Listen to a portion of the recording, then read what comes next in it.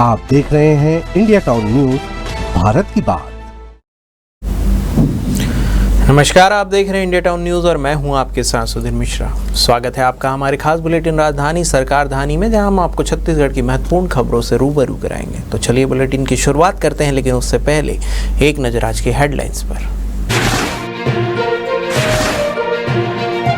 Welcome distillery को जल संसाधन ने थमाया 1.25 करोड़ का सरचार्ज, लगातार बढ़ता जा रहा है बकाया।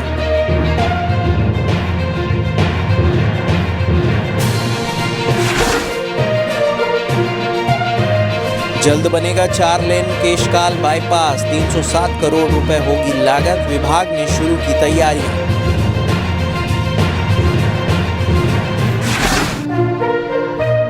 बारह से अधिक बार में देर रात पहुंची पुलिस, संचालकों को दी हिदायत, समय अवधि के बाद खुला पाए जाने पर होगी कार्रवाई।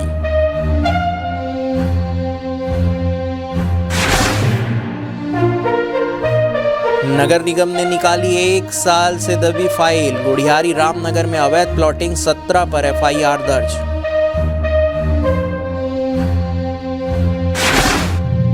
भूपेश बघेल का बड़ा बयान, कहा मुझसे उम्मीद कर रहे हैं कि मैं भाजपा में चले जाऊं, लेकिन मैं हेमंत बिस्वा शर्मा थोड़ी हूं।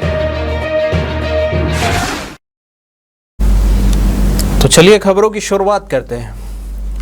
छेरक बांधा स्थित वेलकम डिस्लरी पर जल संसाधन विभाग का बकाया राशि खत्म होने का नाम नहीं ले रहा है। विभाग के रिकॉर्ड के अनुसार डिस्लरी पर 88.62 करोड़ रुपए का जल कर पहले से लंबित है। यही नहीं, इस माह भी विभाग ने नियमित बिल के साथ लगभग 1.25 करोड़ रुपए का सरचार्ज जोड़कर नया बिल जारी कर 79 करोड़ 97 लाख रुपए दिया है। कोटा ब्लॉक के अंतर्गत छेरका बांधा में संचालित वेलकम डिस्लरी पर जल संसाधन विभाग 27 वर्षों से बकाया जल कर राशि वसूली का प्रयास कर रहा है। इस दौरान विभाग ने बकाया राशि के साथ साथ हर माह सरचार्ज लगाकर बिल भेजना जारी रखा है। नतीजा यह है कि वर्षों पुराना बकाया और सरचार्ज मिलाकर लगातार बढ़ता ही जा रहा है।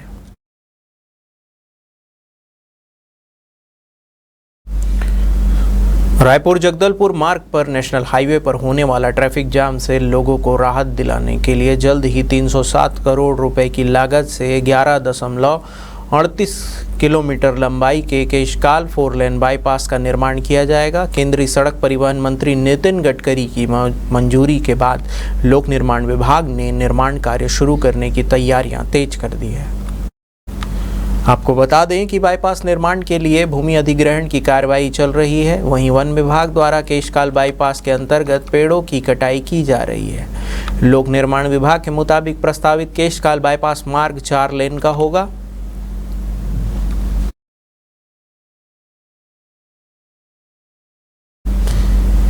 न्यायधानी बिलासपुर में नशे के खिलाफ पुलिस लगातार कार्रवाई कर रही है। रविवार देर रात पुलिस ने सघन चेकिंग अभियान चलाया। अभियान के तहत दर्जन भर बार में दबिश देकर पुलिस ने संचालकों को नियम का पालन करने की कड़ी हिदायत दी है।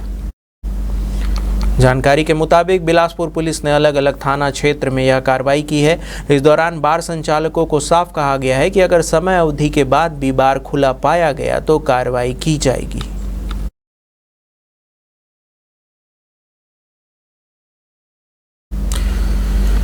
राजधानी की खबर है, जहां दिल्ली से रायपुर आ रही एयर इंडिया विस्तारा की फ्लाइट में तकनीकी खराबी आने से यात्रियों में हड़कंप मच गया। रायपुर एयरपोर्ट पर लैंड करने के बाद फ्लाइट का गेट नहीं खुल पाया, जिससे यात्री करीब 1 घंटे तक अंदर फंसे रहे। यात्रियों में कोटा विधायक अटल श्रीवास्तव की पत्नी भी शामिल थी।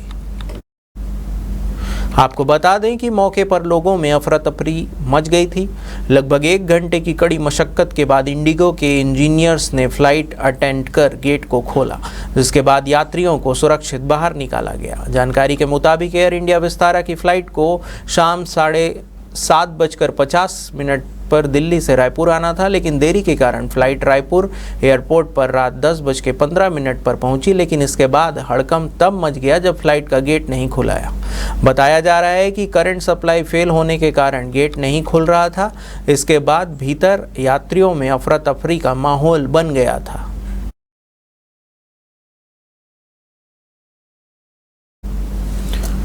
नगर निगम ने गुढ़ियारी रामनगर में अवैध प्लॉटिंग करने वाले 3 परिवारों के 17 लोगों के खिलाफ जुर्म दर्ज कराया है। गत दिनों पश्चिम विधायक पूर्व मंत्री राजेश मूणत ने नागरिकों की शिकायत पर नगर निगम और राजस्व विभाग के अधिकारियों को सार्वजनिक तौर पर फटकार लगाई थी। तब 1 साल से नगर निगम में दबी फाइल निकाली गई और शुरुआती जांच के बाद एफआईआर और कार्रवाई के लिए मामला पुलिस को सौंपा गया है। जिन आरोपियों के खिलाफ जुर्म दर्ज किया गया है वे भूमि स्वामी हैं। पुलिस को आशंका है कि पावर ऑफ अटर्नी के जरिए या फिर एग्रीमेंट करके बिल्डरों और दलालों ने मुरुम की सड़क बनाकर बगैर अनुमति प्लॉटिंग की और भूखंड को बेच दिया। गुढ़ियारी थाने में दर्ज एफआईआर के मुताबिक नगर निगम के सहायक अभियंता अरविंद राहुल की ओर से 2 शिकायतें दी गई, जिसमें राजस्व विभाग एवं नगर निगम की जाँच का जिक्र करते हुए कहा गया है कि गुलमोहर पार्क के पीछे चिरुलडी रामनगर निवासी उक्त सभी आरोपियों ने अपनी जमीन पर अवैध प्लॉटिंग की है। भूमि स्वामी और प्लॉटिंग कर्ता द्वारा बिना कॉलोनी विकास अनुज्ञा लिए और बिना नगर निगम रायपुर की अनुमति के प्लॉट बेचा गया। पुलिस का कहना है कि जांच के दौरान प्लॉटिंग करने वालों के नाम सामने आएंगे।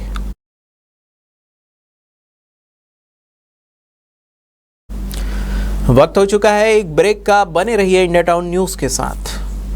अगर आपके बालों में दम हो तो ना बदलता मौसम, ना मोबाइल रेडिएशन और प्रदूषण कुछ भी उन्हें नुकसान नहीं पहुंचा सकता है।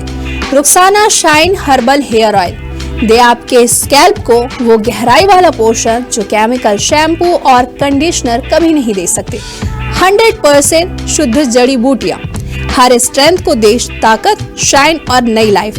आजकल के मोबाइल रेडिएशन और हवा में घुले जहरीले कण आपके बालों को साइलेंटली डैमेज कर रहे हैं, मगर रोजाना सिर्फ 5 मिनट में जेंटल मसाज बनाए बालों को इतना मजबूत कि ना झड़े, ना टूटे और ना थके। Because your hair deserve true healing. Rukhsana herbal beauty product Amazon, Meesho और फ्लिपकार्ट में भी उपलब्ध। ब्रेक के बाद आपका स्वागत है। देश भर में चर्चित वोट चोरी मामले को लेकर पूर्व मुख्यमंत्री भूपेश बघेल ने बड़ा बयान दिया है। उन्होंने कहा है कि राहुल गांधी ने आंकड़े और तथ्य के साथ खुलासा किया है, लोगों का विश्वास डगमगा गया है। हम लगातार कह रहे हैं कि वोट चोरी हो रही है, वोटों में बड़ी गड़बड़ियां हुई है। छत्तीसगढ़ में भी कांकेर सीट 1800 वोट से हारे। लोकसभा की कुछ सीटें हैं, विधानसभा में भी यही स्थिति है। कांकेर, पत्थलगांव और अंबिकापुर में चोरी के वोट से सरकार बनी है। निर्वाचन आयोग निष्पक्ष नहीं होगा। अगर लोगों के मत चोरी होंगे तो चुनाव का कोई औचित्य नहीं रहेगा। इस दौरान ईडी सीबीआई को लेकर उन्होंने कहा कि देश की जनता जान चुकी है, राजनीतिक लाभ लेने के लिए विपक्षी दलों को टारगेट करो, नेताओं को बदनाम करो। मुझसे उम्मीद किया जा रहा है कि मैं भी भाजपा में चले जाऊं। डरने वाले शरणागत हुए। मैं हेमंत बिस्वा शर्मा थोड़ी हूं। जनप्रतिनिधियों से अधिकारियों द्वारा बदसलूकी पर पूर्व सीएम ने कहा है कि भाजपा में उनके नेताओं की हालत क्या है समझा जा सकता है। रेणुका सिंह से अधिकारी थर थर कांपते थे, लेकिन आज उन्हें अधिकारी अपने चेंबर से भगा दे रहे हैं।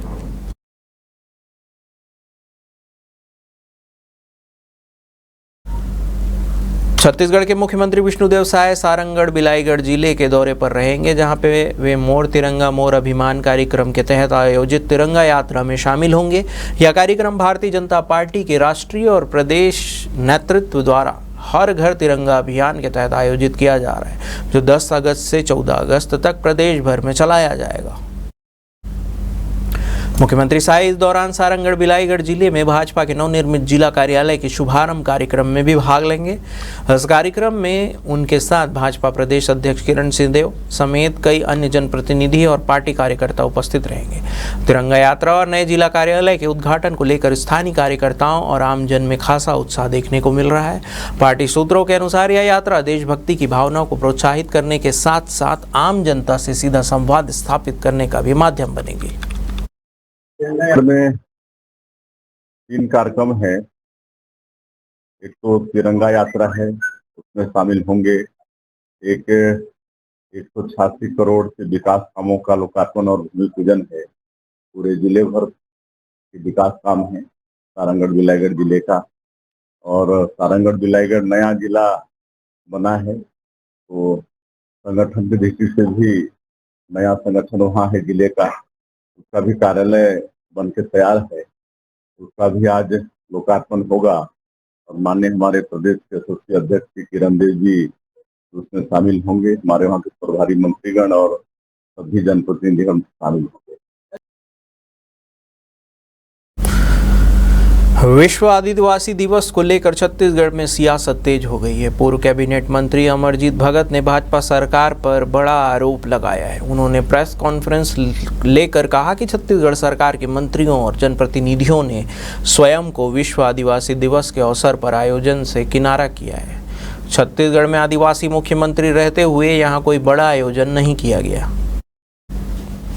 अमरजीत भगत ने कहा है कि छत्तीसगढ़ एक आदिवासी बहुल्य राज्य है और इस राज्य का मुखिया या कहें मुख्यमंत्री विष्णुदेव साय स्वयं आदिवासी समाज से आते हैं। ऐसे में सरकार के मंत्री और जिला प्रशासन द्वारा इस आयोजन से किनारा करने, दूरी बनाए रखने से आदिवासी समाज में काफ़ी नाराजगी है, जिसका असर आने वाले दिनों में देखने को मिलेगा।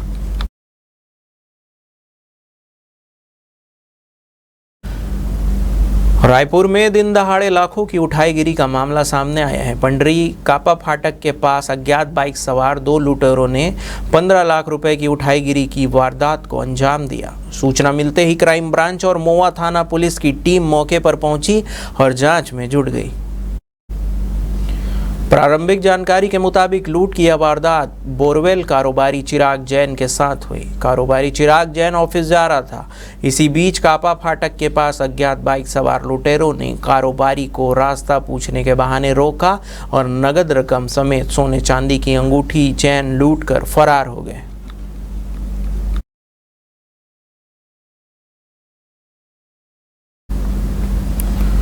रायपुर के खरोरा थाना क्षेत्र स्थित मोजो मशरूम फैक्ट्री में एक बार फिर विवाद और मारपीट का मामला सामने आया है, जहां फैक्ट्री के कर्मचारी मयंक वर्मा ने आरोप लगाया है कि उसने खाने में मशरूम की सब्जी मांगी तो सुपरवाइजर आशिक ने देने से मना कर दिया, गाली गलौज की और रॉड से भी हमला कर दिया। मयंक वर्मा का कहना है कि घटना में उसके दाहिने हाथ की हथेली में चोट आई है, जबकि उसके साथी भी घायल हुए। मारपीट में सुपरवाइजर के अन्य साथी भी शामिल थे।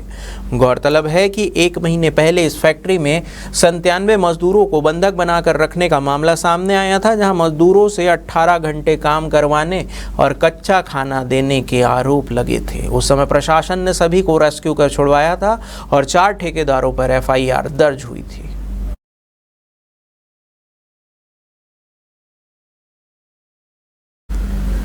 हमारे खास बुलेटिन राजधानी सरकार धानी में फिलहाल इतना ही। देश प्रदेश की तमाम खबरों के लिए बने रहिए इंडिया टाउन न्यूज के साथ। नमस्कार। आप देख रहे हैं इंडिया टाउन न्यूज, भारत की बात।